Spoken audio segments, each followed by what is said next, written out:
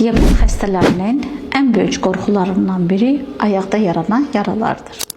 Problem əslində çox zaman çox kiçik çat, su toplanması və doğru kəsilməyən dırnaqlara görə başlayır.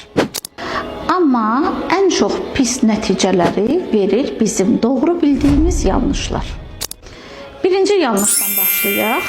Diabet xəstələrində olan yaralar, evdə kiçik yara kimi görə bilərsiniz və bir mənalı hər kəs və siz özünüz düşünürsünüz ki, yara kiçikdir və bu keçib gedəcək. Buna mütləq diqqət eləmək lazımdır.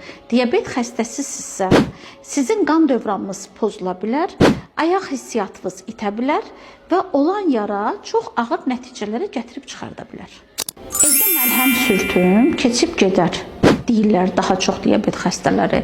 Ancaq siz bir şey düşünmürsünüz ki, sizin sürtdüyünüz məlhəm yaralarda